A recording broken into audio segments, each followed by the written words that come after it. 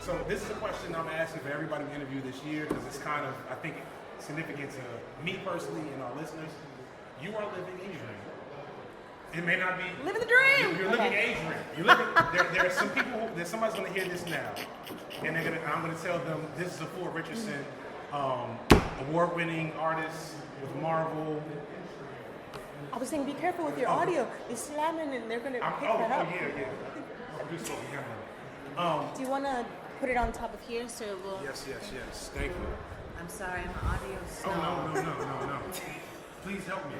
Afua Richardson, award-winning artist, amazing talent, African American woman in the industry. What does that look like from the inside? Because from the outside, it just looks amazing, and we just want that, obviously. But I want you to be able to say, like, okay, here's what it really looks like. Here's what we really deal with.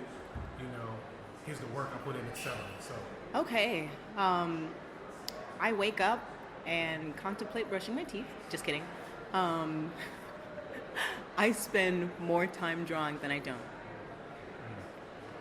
If I go outside, which may happen 2 or 3 times a week, I'm thinking about what to make. Every aspect of my life is consumed with creating something. I'll go out for a walk. I'll walk for like 5 or 6 miles around, and I'll take pictures of things. I'll sit down on the ground and start drawing, and it's so much a part of who I am that when people ask, so how are you besides work? And I was like, I don't know what that is. And it's not, I mean, it's absolutely insane to me. Because at one point in my life, which I'm sure many people listening can attest to, I had no place to live. I was living in New York City, just going from gig to gig, whatever I could do. I did, within my talents, I'm like, okay, well, I'm gonna, learn how to use Photoshop during my lunch breaks at dead-end office jobs. I played the flute for 20 years or so, and I got gigs here and there, but this is interesting because doing comics is so interesting because you stay inside a lot. You're very much by yourself, and sometimes I forget that people even pay attention to what I'm doing. Like, I still get surprised when people are just like, it's you, and I'm like, oh, hi. God.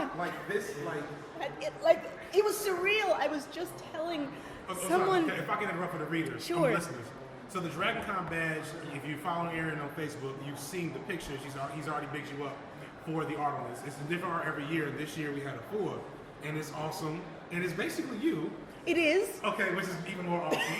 And so, like, admittedly so. A piece of you now is floating, like hundreds of them are now floating around Atlanta. Yes, it is sigil magic. Yes. I want to. About 80,000 apparently. Right. It is sigil magic. Well, okay, what I've done, I've been working for Marvel and DC and Image for maybe 15 years now. I've been doing comics for about 15 years. Different places, big, small, and I think out of all of that time, only 1 or 2 things that I published was my own story.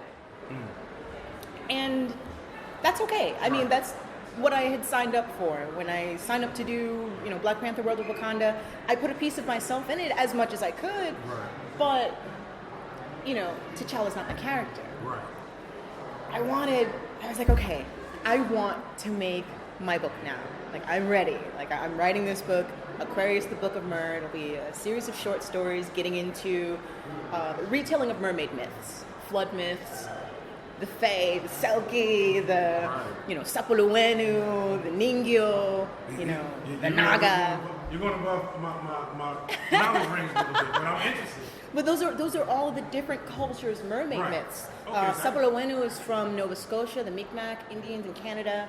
The Ningyo is kind of this like hairy ape woman fish in Japan that if you eat, you become immortal. I mean, there's some crazy stories.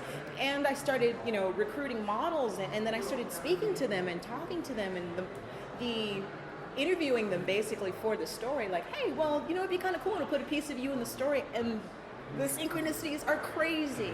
I met a young woman named Mishona, who she has vitiligo, which is a skin condition and also an autoimmune condition. So she looks like a koi fish. She's beautiful. She just has these like beautiful like white spots.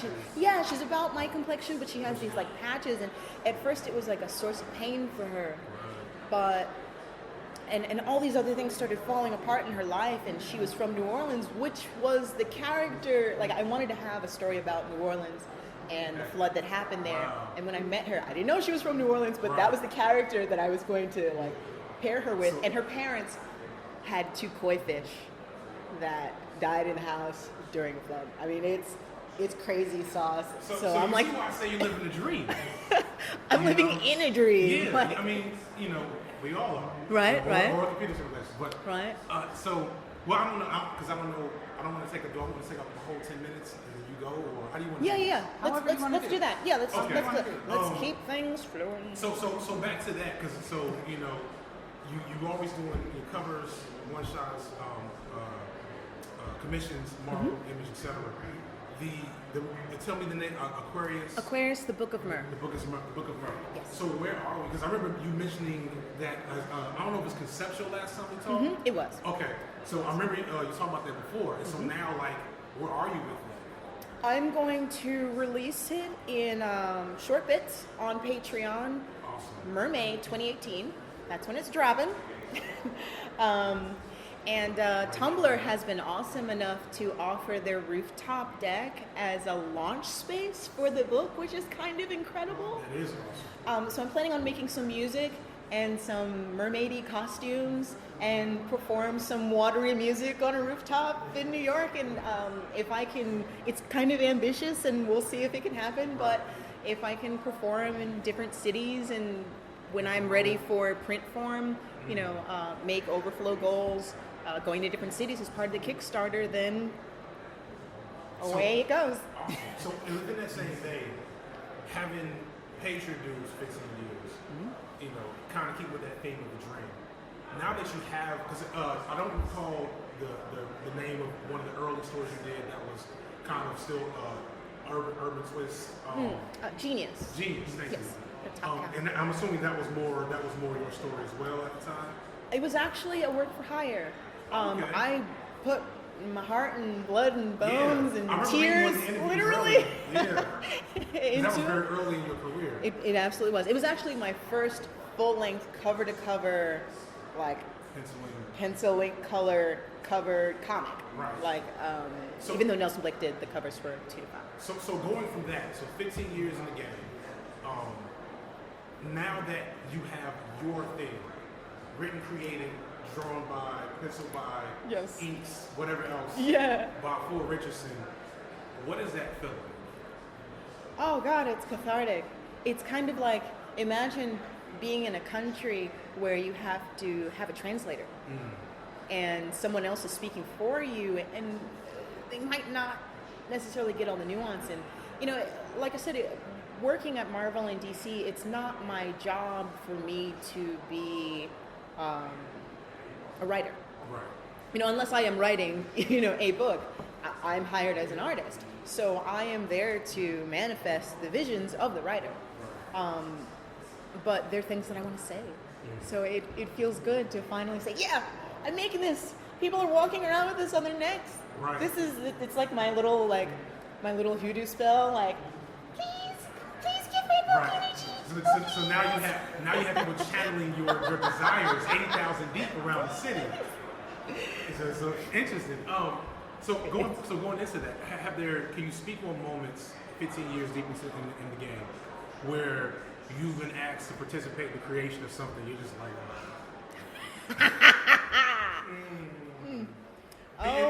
no need to name names. Oh no, I will not name names. But just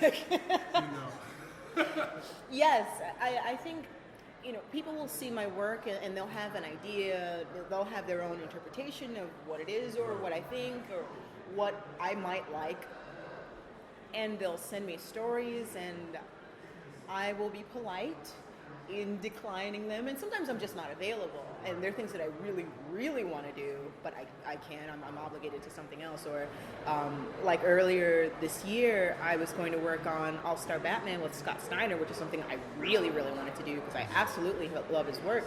But the year before, I injured my neck. I slipped, I fell, I landed on my neck, and I didn't break anything, but it just wasn't right. Yeah, it started locking up my shoulder, and then I couldn't turn my head more than like 30 degrees. And I don't have insurance. I'm an artist, you know. It's like every job that I have. Healthy eating. Doctor. Right? You know, so I've been going to a chiropractor, and I'm definitely feeling better now. But then, you know, I was literally crying at the desk. Like, I was so painful. I was just like, I feel my bones, but not in a happy way. Right. And so, yeah, it has its ups and its downs, but, you know, I'm working for myself. Right. You know, even though I'm working for a company, Yeah. I wake up when I want to, I take the jobs that I want to, and I say what it is I want. And I realize how restrictive other jobs are, where even your worldview is skewed by your job. And I'm like, wow, that's almost like slavery. Not really. Right. Less bloody and degrading. You feel the loss of autonomy. Sure, exactly. You know, that first time, I'm lucky enough, I work in social services where people get to be themselves because you have to be yourself if you're serving other people. Absolutely. But I've been in spaces where it's been like, okay, so swallow all of this. I remember one job that I had at I was a intern and a voice actor and a graphic designer and a secretary. I cleaned the toilets. I did catering. I just did all sorts. They clearly thought they had. Yeah, and they would get mad when I took lunch breaks. I think my boss threw a stapler at me once. Yeah, he missed. I was just like, I left very soon after, or they fired me, which was great because I got unemployment. Right. But I was, I was ready to go. So let's say Aquarius, City of Mermaid. The Book of Mermaid. It's sorry. okay. No worries. No worries. I'm sure it'll be impossible for me to forget very soon. So let's say this Aquarius Book of Mermaid comes out next year. It's a big hit. Okay. You got movie offers and all this stuff coming through. Okay. And after that,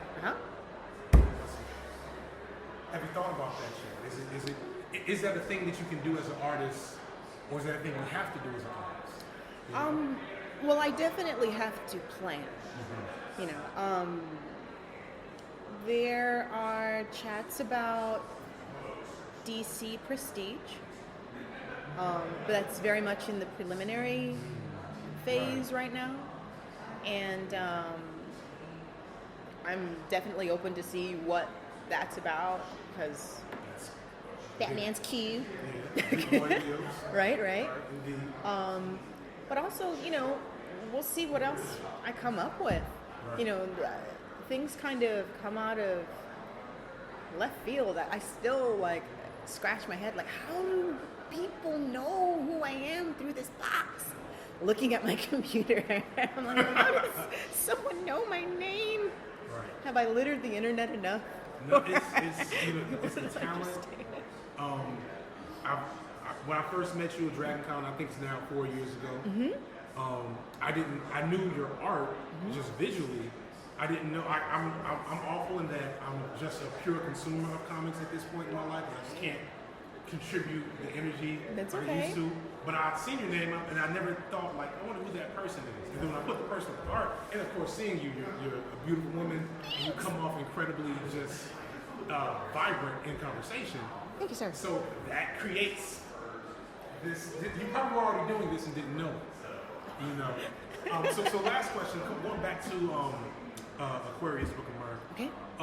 So mermaids and things along those lines, especially, I didn't want to get too deep into the identity politics of being a black woman in this industry, but kind of like just touching on that. Okay.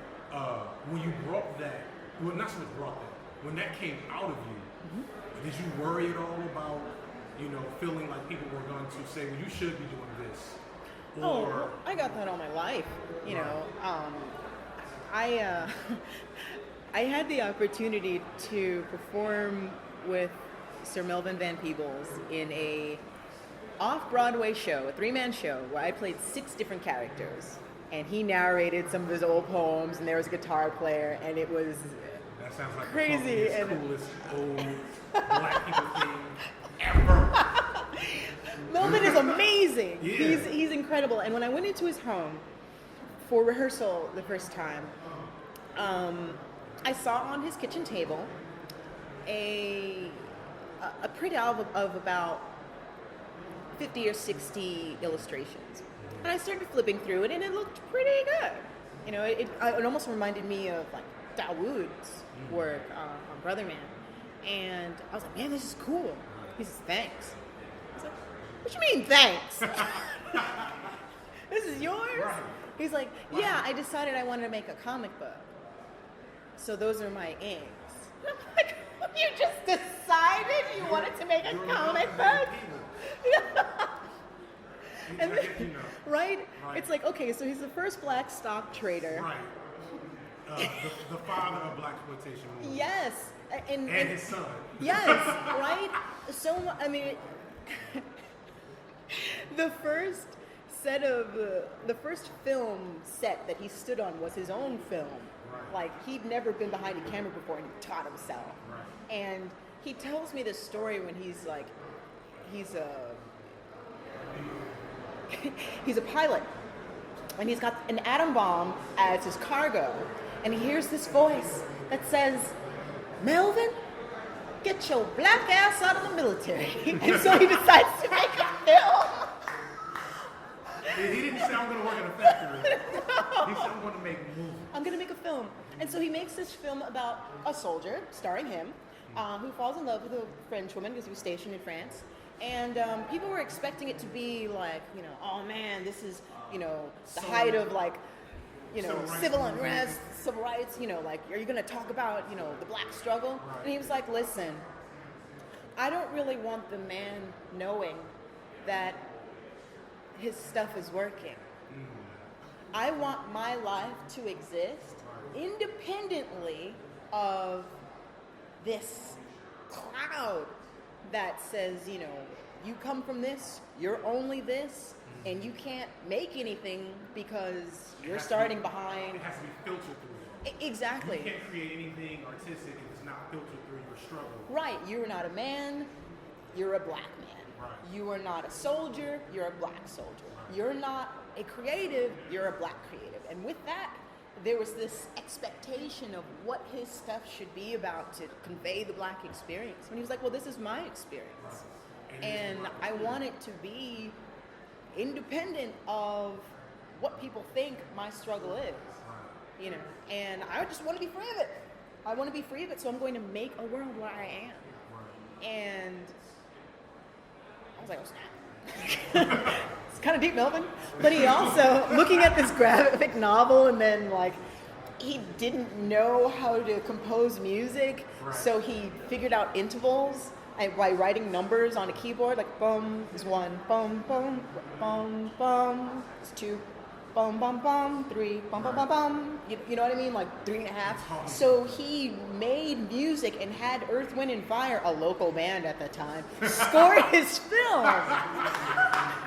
And I'm just like, my brain is just like, what is even happening right now?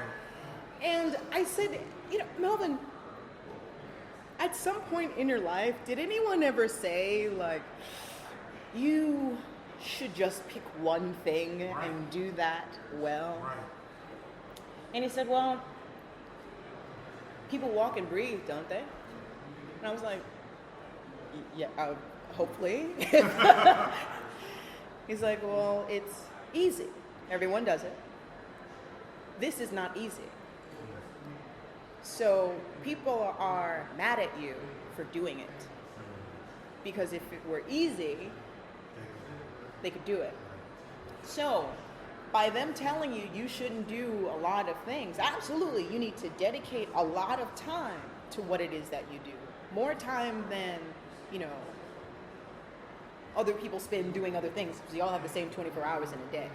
But what you choose to do in that 24 hours will make the difference between you repeating correct action to make a habit that forms something that makes your life better, or you repeating an action that creates a bad habit that creates a detriment in your life. So you have to choose what it is you're going to do. I decided that I didn't care it was hard. I was just going to keep doing it. And that people saying that you shouldn't is like, oh, well, how dare you? How dare you do this because it makes me look bad. You're living the dream, and the dreams are deferred for a lot of other people. But I appreciate the fact that you were able to share that. Because this is what I've been wanting to talk to you about for a while. Because I know so many, I used to be a teacher, and I have so many young black boys and girls, especially the girls though in the classes I've had, that they don't know who you are.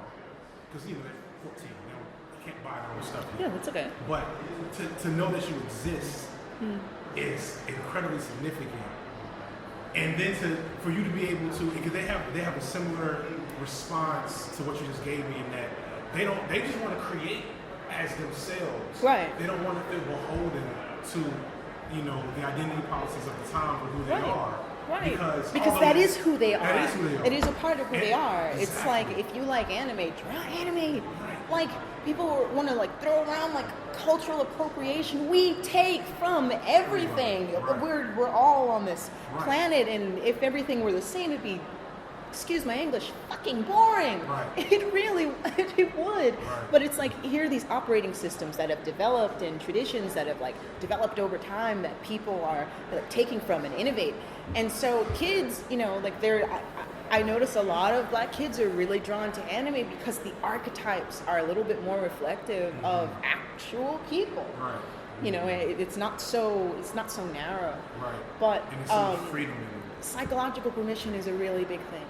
People think that because they come from a certain place, or they don't have this, or they don't have that these things are not meant for them. My dad was in Tuscaloosa, Alabama, lived on a farm, taught himself physics, was a sculptor, an oil painter, a builder, and developed MRIs, string theory. He's a brilliant man. But as an artist, he felt like art wasn't for him because he was denied scholarships. So he then told me, the art world is not for you.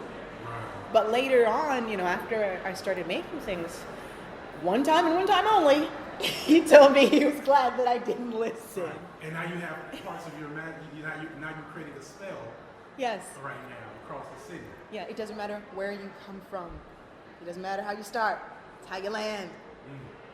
It's what the things that happen to you, you survive them. You're still here. So that means you're strong. We can't live in the past. It doesn't exist anymore. And it haunts us. It's bad code, and it sits there and it haunts me, and sometimes I'm like, I'm not good at this. What am I even doing? I should have just gotten a regular job. And then I have to talk myself out of it because it's a lie. It doesn't make any sense. That's not me, that's my mom talking. That's not me, that's, people who think I couldn't do it. Exactly. And it just means I'm hungry or something, and I'm hangry. Angry, and the anger is not working. Or whatever. That's a great place to end. Thank you so much. Yeah, of course.